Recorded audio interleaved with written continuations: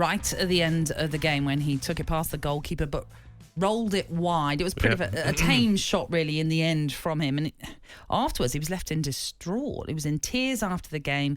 Ollie Watkins and Danny Ings had to sort of console him as they were walking around the pitch. Clearly, he felt that he missed a massive opportunity that would have sealed the 3 points for Aston Villa.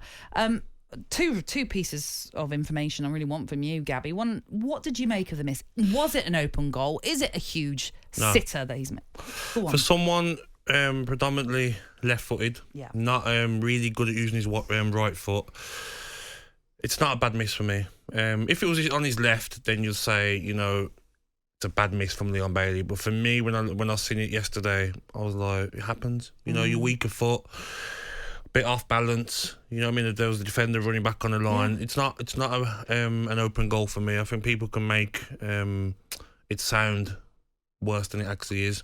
People probably listening on the radio would have thought, okay, he's ran through, the goal's empty, and he just kicked it wide. Soft chance. And very strange to cry, I found. I think, that hasn't cost Aston Villa, the FA Cup final. I just don't think it's something that he should have been crying about. Yes, disappointed, but, he's been outstanding this season, and to miss that chance, disappointed, but very strange to cry. Yeah, I mean, going back onto the miss, first of all, I kind of agree with you, because I obviously wasn't watching it and I wasn't listening to it. I was watching the Spurs game. You missed some of them when you were younger. Natalie played in the playground. I'd be lucky to be anywhere near the goal, first of all. But the point I was going to say is, I mean, like you, I saw it on social media trending about this miss that he's made, and I'm thinking this is going to be calamitous. Yeah. And then I watch it and I thought, I think we're being a bit harsh on him, really, because he has gone wide anyway, because he's had to go around Jose Sarr. And like you say, there's a Wolves defender who's running in on goal who might have even defended the shot anyway. So I've been there. I don't think it's an open goal as such. I've been there when you've gone around the keeper and just trying to get some decent contact on it. And your weaker foot, it's just like, just get a side foot on it. And I think he's that much of a left-footed player. He's so poor on his right foot that unfortunately he missed, but it's not an open goal. People like to make a big deal out of misses. An open goal is, for me, when someone lays it, goes around the keeper, cuts it back to you, and the goal's totally open. That was a tough chance, and it's got to keep your head up. I think Aston Villa were probably say dreadful first half, and then second half they picked it up. But you can't do that in the Premier League. We've seen it with Spurs. Spurs win yesterday because they're at it from the start. You can't start off games poorly, and Leon Bailey will come back. Well, let's hear some more reaction then to what we saw from Bailey after the game. This is one of your best mates, the former Leeds United defender, Danny Mills. Oh, no.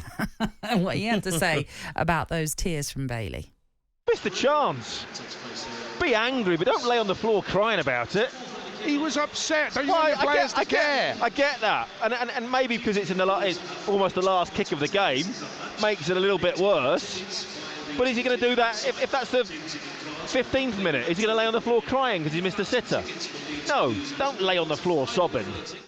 I have to agree with him. I can't believe it. Yeah, for the first time really I agree with Danny. mates. It's just very odd for me. I mean, I'm all about players with passion and, disappointed. If you got sent off and you cost your team the game, be angry, be disappointed. But to miss a chance like that, it's not an easy chance either. To cry, I don't know, seems very odd to me. Well, I think he did put out a tweet or a post on Instagram about it and putting his hands up and saying, I'm really sorry, and he won't sleep tonight, is what he said about it as well.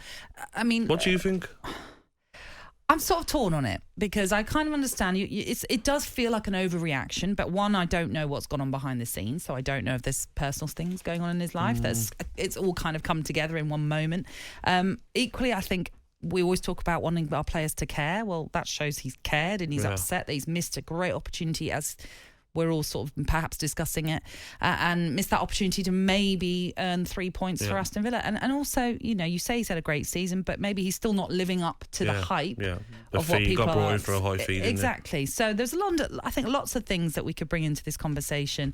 And also, he's keen to impress his new manager. Unai Emery's still not been there very long. It's like Sam Ellard crying, when he misses his cricket analysis.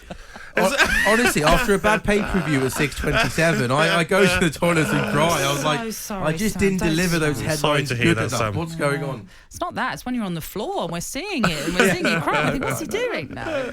talkSPORT Breakfast, waking you up Monday to Friday morning from 6 a.m.